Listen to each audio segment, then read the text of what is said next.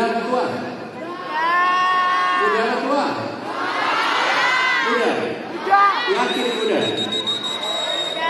Coba tanya ini. Apa sebabnya Anda merasa muda? Semangat. Semangat. Ya. Gini. Saya usul. Kan kalau ditanya muda apa tua tidak ada definisinya, bukan? Berapa umur orang disebut muda? Berapa umur disebut tua? Jadi saya bikin definisi. Ini boleh nanti dipakai.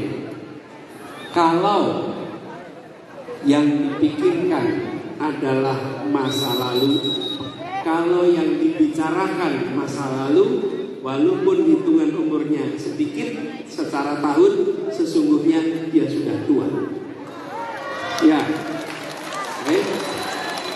tapi kalau yang dibicarakan masa depannya dan yang dia pikirkan tentang masa depan, walaupun hitungan tahunnya sudah panjang, sesungguhnya dia masih muda. Nah, yang di sini yang berkumpul membicarakan masa depan, bukan? Karena itu disebut muda. Apalagi yang hitungan tahunnya masih sedikit. Jadi kalau ada anak umurnya 25, tapi kalau ngomong dulu sesungguhnya dia sudah tua. Tuan. Tapi kalau enggak masih muda. Nah, jadi apa sih yang unik dari anak muda? Apa yang unik dari anak muda yang beda sama orang tua? Apa? Cerdas. Masa orang tua nggak cerdas? Hah? Kreatif. Ya, semangatnya. Nih contohnya ibu ini, semangat. HP merekam, wah top ini. Ya. Ibu dari mana, Bu? Dari Klaten. Jepara, Klaten, Brebes. Nah cukup, nanti pelajaran geografi. Gini, apa yang membuat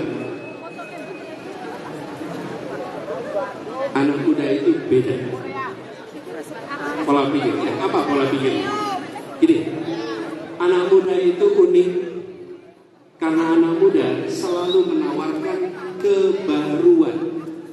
Anak muda itu selalu bawa yang baru, sesuatu yang tidak terpikirkan sebelumnya. Baru. Kalau ada yang tidak bawa baru berarti dia sudah tua ya. Sudah tua, harus bawa kebaruan. Di Jakarta nih kami punya pengalaman. Ada zebra cross. Zebra cross itu apa? Penyeberangan di jalan kan?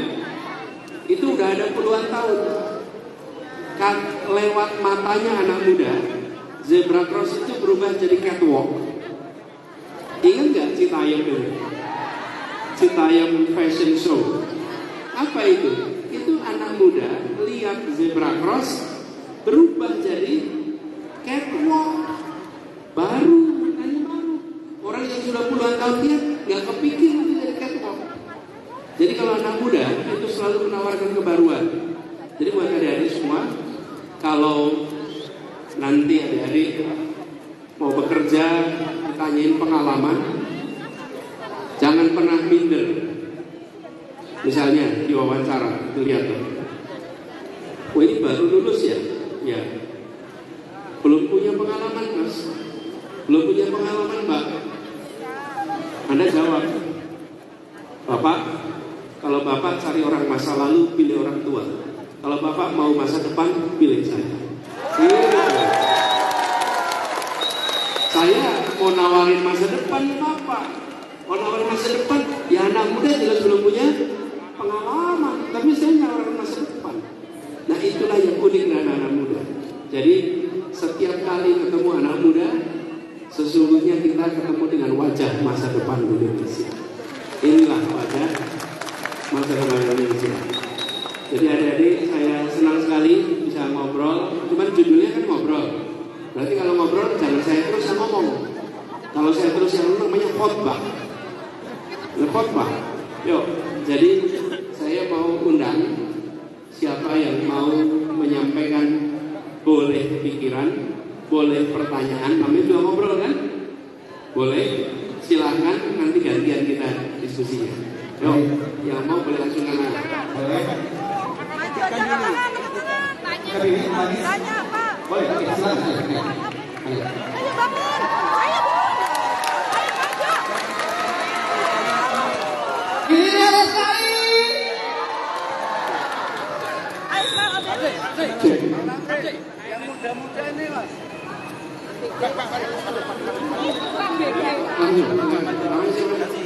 Waalaikumsalam warahmatullahi wabarakatuh.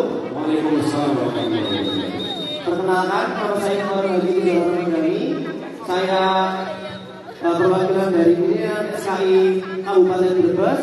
Saya dari Universitas Peradaban Bumiayu.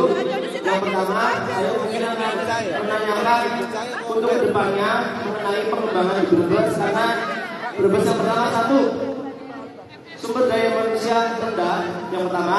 Yang kedua, tingkat kemiskinan di Brebes itu salah satu yang terendah di Jawa Tengah. Yang ketiga, yang kedua yaitu mengenai tingkat kemiskinan di Jawa Tengah itu Brebes salah satu yang terendah. Dan yang ketiga adalah infrastruktur di Kabupaten Brebes itu tidak merata. Nah, saya meminta tolong kepada Pak Anies untuk depannya mungkin sudah inspirasi. Nah, nama Anda siapa? Farel. Farel. Jadi Farel ada 3 pertanyaan. Ya. Saya ini kan ngobrol ya. Iya, Pak. Jadi Farel selain tanya, Farel sampaikan harusnya solusinya apa? Oke, siap. Dia yang dari Brebes kan? Coba apa solusinya? Saya mungkin bukan asli Brebes sebenarnya, saya asli Solo, tapi saya berkuliah di Brebes. Yang pertama, untuk mengenai tingkat SDM yaitu dilihat dari lingkungan. Di lingkungan saya melihatnya banyak bapak tua yang mungkin tingkat SDM yang rendah. Mungkin saya menyarankan yang pertama, pembangunan sekolah-sekolah dasar ataupun SMP di Kabupaten Brebes dari SD sampai SMA itu digratiskan, karena walaupun katanya gratis tapi masih membayar. Yang kedua, memang gratis tapi infrastruktur di pendidikan masih rendah. Yang pertama. Yang kedua, untuk mengenai tingkat kemiskinan, mungkin cenderungnya yaitu ke arah Brebes kan salah satu wilayah terluas di Jawa Tengah, Kabupaten Brebes. Maka dari itu untuk memfokuskan perekonomian itu tidak hanya di Brebes sebagian utara, karena Brebes ada bagian utara dan bagian selatan. Jadi saya harap di bagian utara dan bagian selatan ada kemerataan mengenai pembukaan lowongan pekerjaan di Kabupaten Brebes, karena cenderungnya ke arah Brebes bagian utara.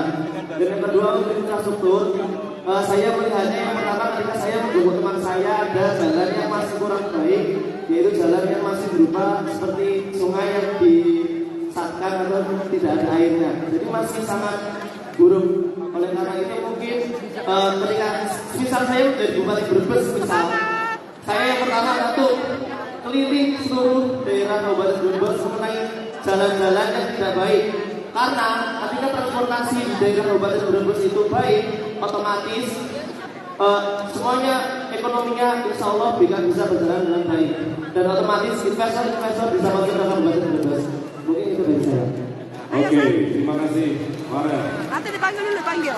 Terima kasih Farel dari Brebes ya. Oh bohong, nggak bawa telur. Iya. Bawa 2. Langsung jawab atau satu lagi? Langsung Satu lagi. Ini dari Magelang ini. Smile ABW. Sebutkan nama, profesi kerja atau mahasiswa apa? Siap, perkenalkan, nama saya Cecilia Sukma Pratiwi, biasa dipanggil Cece.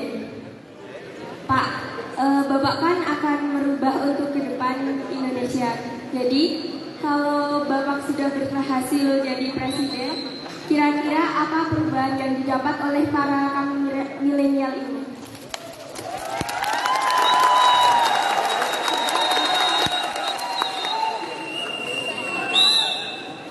Kalau yang dipengenkan apa? Pengennya apa? Cari kerja muda. Cari kerja muda. Cari kerja muda. Cari kerja muda.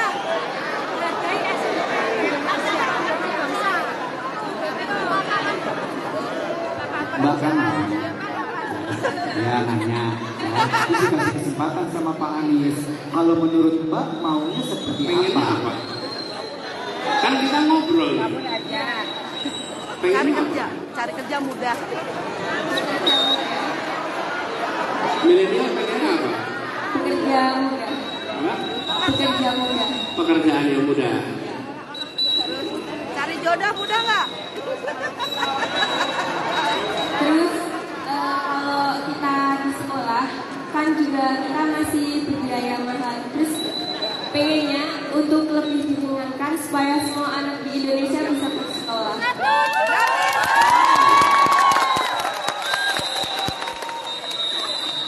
Oke. Dari mana? Terima kasih. Smile ABW. Dari mana? Smile Siap, ABW. saya Smile. Smile ABW. Smile. Smile ABW. Smile, oke. Tinggalnya di mana? Tinggal di Tinggal di Magelang. Magelang. Oke. Terima kasih ya. Siap. Iya. Mau lanjut? Satu lagi? Satu lagi? Oh, oke. Hah? Ini? Sebelumnya, Assalamualaikum warahmatullahi wabarakatuh. Saya bertanya Pak Iqbal, saya akan menyampaikan surat anak saya yang 26. A'udzubillahi minasyaitonir rajim. Bismillahirrahmanirrahim. Wa kam min malakin fis samawati la tudri syafa'atum syai'an illa Artinya apa? Semoga Bang Anies Baswedan jadi presiden dengan ditemani oleh para malaikat, Bang. Amin. Masih dari saya yang kedua pertanyaan saya, Pak, ini berkaitan dengan Superman Joko, Bang. Saya terlihat ini, ayat Magelang ini, Bang. Dan profesi saya sekarang sudah di advokat, yang sudah dilatih kemarin. Yang saya tanyakan adalah Superman Joko, Bang. Terutama pasal 33, pasal 27, yang ketiga adalah sila kelima Pancasila. Superman Joko di Indonesia ini, menurut saya, kayaknya tumpul ke atas, tumpul ke bawah, ke atas, Bang. Seperti itu. Saya pengen sekali. Kalau tumpul ke atas, itu Berat Pak Sopir. Berat Sopir. Bagaimana peran serta generasi muda milenial dalam supremasi hukum di Indonesia juga? Soalnya itu supremasi hukumnya sama sekali tidak ada kepastian. Ada keadilan, sama kepastian, keadilan, kemanfaatan. Tidak ada kejelasan. Ini namanya bagian dari konstitusi. Berat Pak Sopir. Saya Pancasila, tapi realisasinya ke masyarakat. Terima kasih saja dari saya, Bang. Arif Mahmudi, Bang. Oke. Arif. Oke. Profesi tadi apa? Pengacara, Bang. Pengacara. Baik. Oke. Terima kasih dari saya. Wassalamualaikum warahmatullahi wabarakatuh. Waalaikumsalam warahmatullahi wabarakatuh.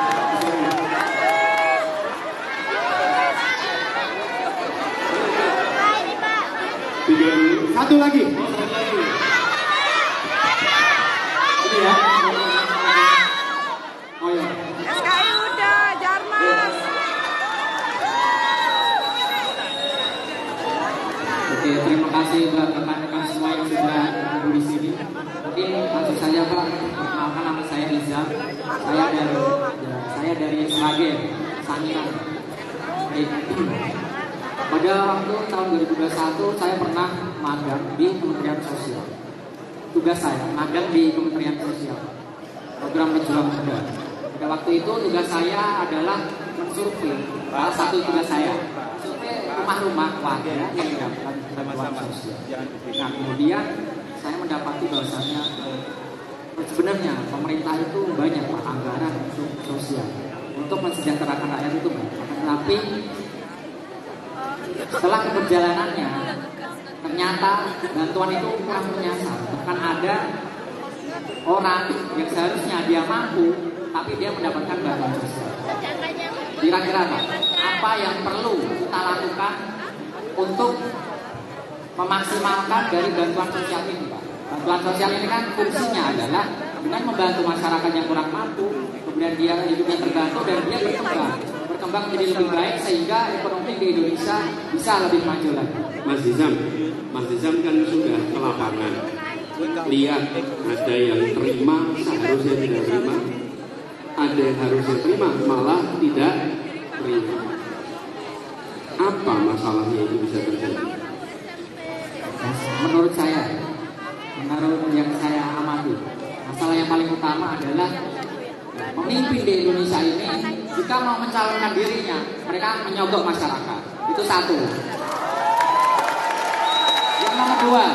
Yang kedua, mohon maaf sebelumnya mohon maaf ya Bapak. Ada Pak, masyarakat itu yang punya pemikiran bahasanya, pemimpin yang nggak ngasih saya uang, dia nggak saya pilih. Nah, kamu siapa? Aku nggak ngasih saya apa-apa. Terus kenapa saya harus pilih Anda? Seperti itu Pak.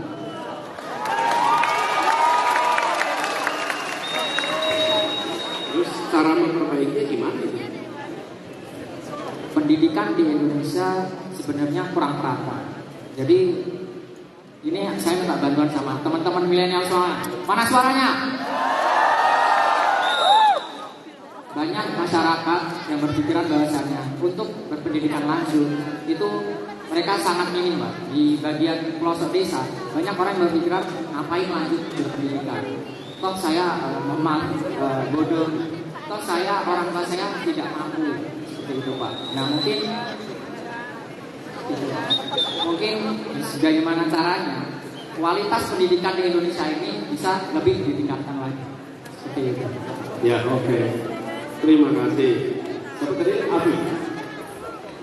Bisa. Oke. Ya. Mas Adi, sini pertanyaan, mohon maaf. Pertanyaannya khusus milenial ya, kolonial menurut saya. Milenial, khusus milenial. Silakan. Nanti di sesi yang kedua ya, ada sesi yang kedua. Tenang. Baik, kita kasih kesempatan Pak. Itu ada masalah apa? Ya. Oh ya. Alat pendidikan. Ya. Gimana Bu? Ya, siap. Nah, akhlak.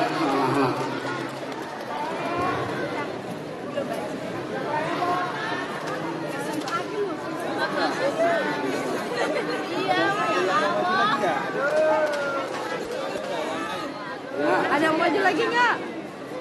Leh, itu mau kurang. Saya coba jawab dulu ya. Tadi dari Taman Farel. Lalu sekalian, gini.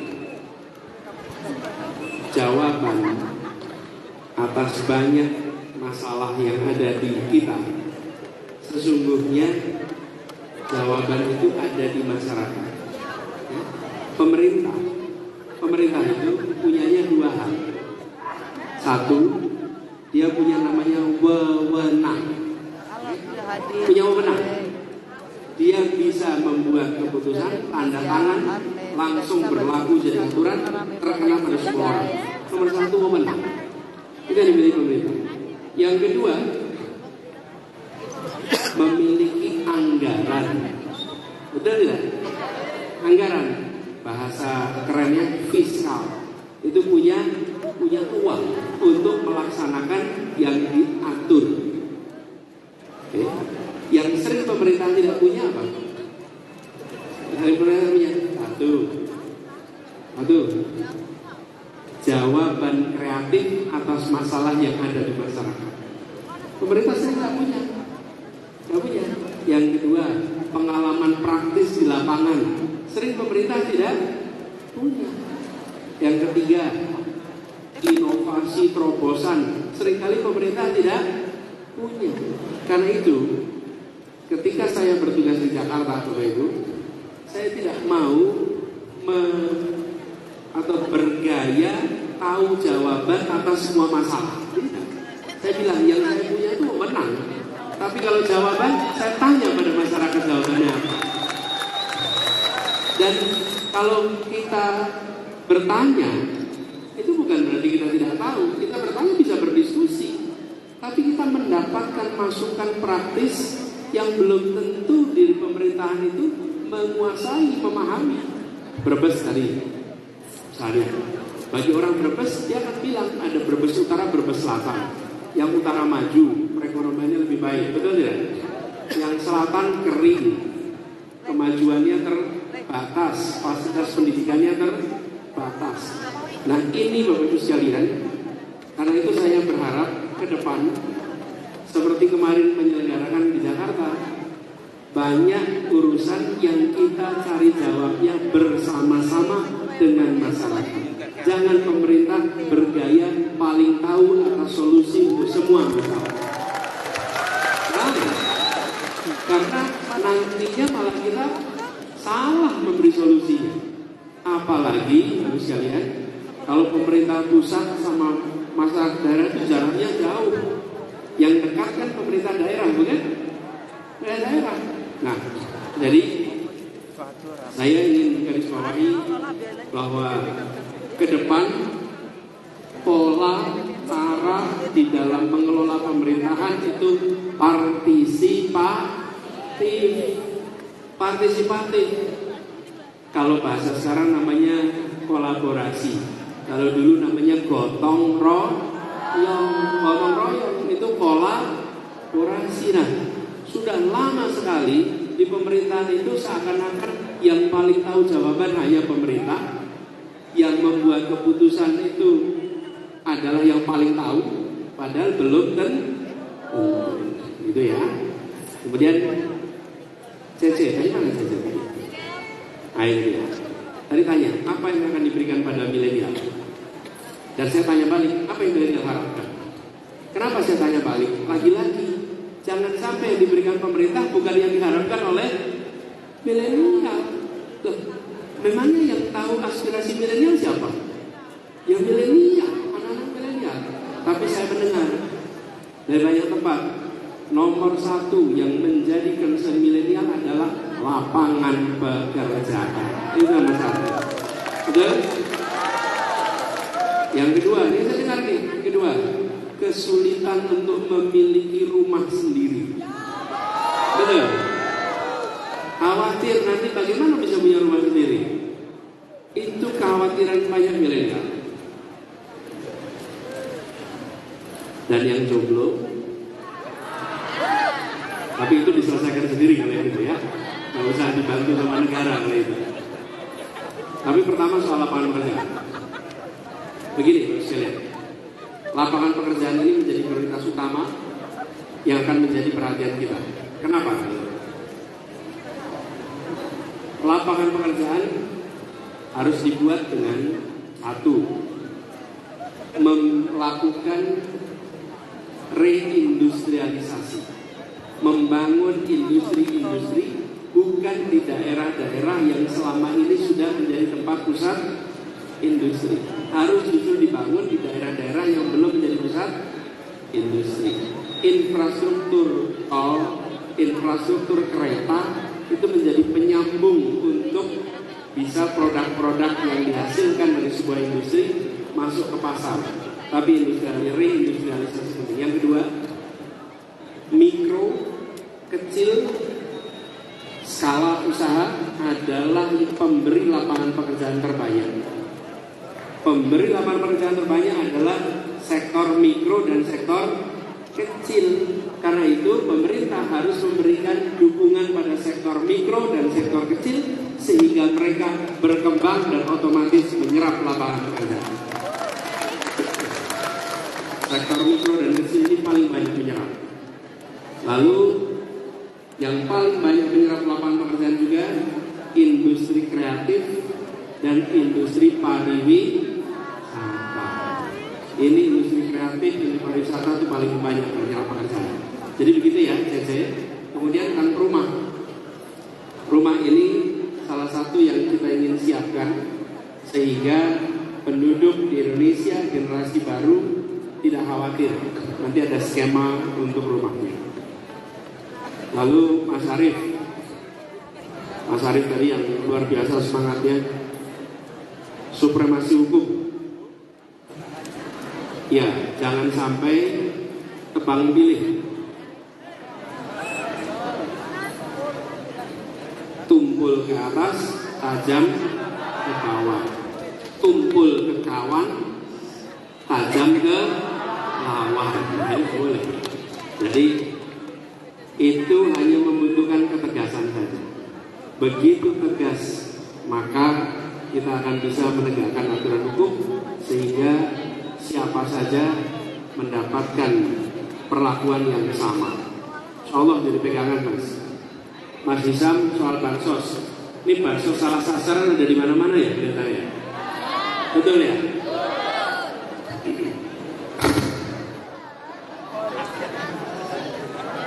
Saya cerita sedikit di Jakarta ya. Di Jakarta juga kita pernah punya problem seperti ini. Lalu apa yang dikerjakan? Daftarnya diserahkan kepada waktu itu ketua RT. Lalu ketua RT musyawarah dengan semua warga karena mereka yang paling tahu siapa yang membutuhkan. Satu. Yang kedua, ibu-ibu PKK Dasawisma itu paling tahu siapa membutuhkan, siapa yang paling tidak membutuhkan. Bantuannya dari siapa? Ibu-ibu PKK. Kalau petugas pemerintah belum tentu tahu. Tapi kalau Dasawisma, tahu Dasawisma nggak? Dasawisma itu 1 ibu 10 rumah, 1 ibu 10 keluarga. Oh dia tahu siapa yang sakit, siapa yang nganggur, siapa yang yatim, tahu. Karena itu andalkan ibu-ibu sebagai pusat informasi untuk pembagian bantuan sosial. Mereka pasti tahu. Kami di Jakarta bukan hanya bantuan sosial, pendataan penduduk aja bisa tolong ibu-ibu. Karena ibu-ibu PKK itu tahu persis sudah pindah dan tidak pindah dan lain-lain ya. Jadi sekalian itu Mas Iqbal cek Mas Ramzi pertanyaan sudah Terjawab semua? Oke. Berarti saya minta 4 penanya tadi untuk naik ke atas mau dikasih kenang-kenangan dari Pak Anies. Ya. Boleh naik ke atas? Ibu tadi nanya nggak? Yang tadi nanya dulu ya. Yang tadi nanya dulu. silakan. Ayo silakan naik. Silakan naik. Mana tadi? Ya. Satu lagi Bapak pengacara. Iya. Kita prioritaskan yang nanya dulu. Sebentar. Iya, sebentar. Ini yang nanya tadi. Boleh. Baik, silakan baris. Ya ini adalah. Jadi ternyata Mas Anies tidak cuma calon presiden Pak Ramzi, tapi coach. Jadi ternyata orang itu sudah punya solusi sebetulnya ya. Luar biasa. Tadi ada pertanyaan yang tidak disampaikan secara formal. Mas Iqbal saya jawab aja ya. Ibu-ibu tadi bicara soal akhlak. Itu bukan soal akhlak. Ini 2 ibu-ibu tadi tanya soal akhlak. Setuju tidak akhlak itu penting? Setuju atau setuju sekali? Sekali. Iya. Jadi ibu leras. Ibu Asmus itu. Siti Romani. Klatennya putih. Tempur Sari Ngawen Klaten. HP-nya pun cemeng terus. Ini sambil like terus ini ibu.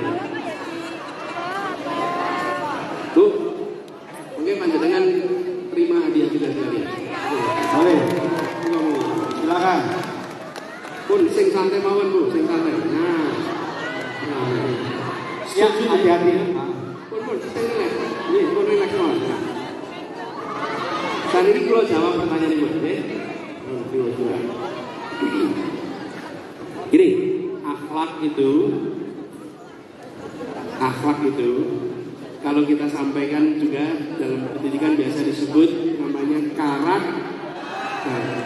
Tapi kalau ngomong karakter sama anak-anak dikira karakter tulisan itu. Berapa karakter? 20 karakter, 30 karakter. Itu juga namanya kebiasaan. Jadi akhlak itu tidak bisa diajarkan saja, harus diajarkan, dicontohkan, lalu nah itu ya, dibiasakan dengan dibuat menjadi kebiasaan. Nah, akhlak ada dua nih. Satu, karakter moral. Karakter moral nih, apa misalnya? Jujur, rendah hati, andap asor, tawadhu, betul nggak?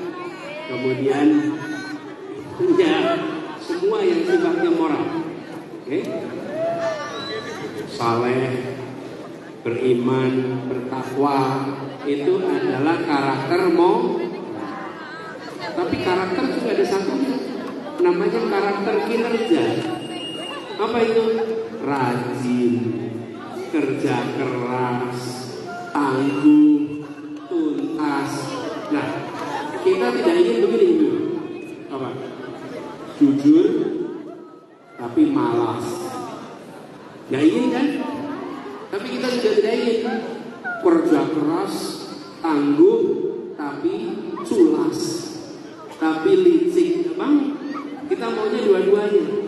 Caranya tadi dibiak dan usul. Jangan sebut ditanamkan.